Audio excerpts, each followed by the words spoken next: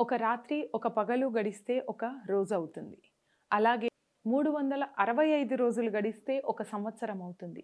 మరి గత సంవత్సరం నుంచి మనం ఏం నేర్చుకున్నాం? ఈ సంవత్సరం మనం ఏం చెయ్యాలి?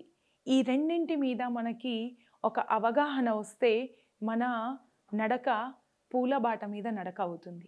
మనం గత సంవత్సరం చేసిన తప్పులేంటి? ఈ సంవత్సరం చేయాల్సిన మంచి పనులేంటి? మనం చేయాల్సిన మన కర్తవ్యం ఏంటి?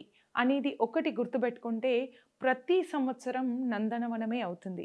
అయితే మనం క్రోధీనామ సంవత్సరాన్ని పూర్తి చేసుకొని విశ్వావసు నామ సంవత్సరంలోకి అడుగుపెడుతున్నాం. సో అందరం అంటే మనం మామూలుగా 31 డిసెంబర్‌కి ఒక రెవల్యూషన్ తీసుకుంటాం. బట్ ఇప్పుడు చెప్తున్నాను, మన ఉగాది తెలుగు సంవత్సరాది. దీన్ని మనం రెవల్యూషన్‌గా తీసుకొని ఏం చేస్తున్నాం? మనం మానవులుగా జన్మించినందుకు మనకి హ్యుమానిటీ ఎంత ఉంది?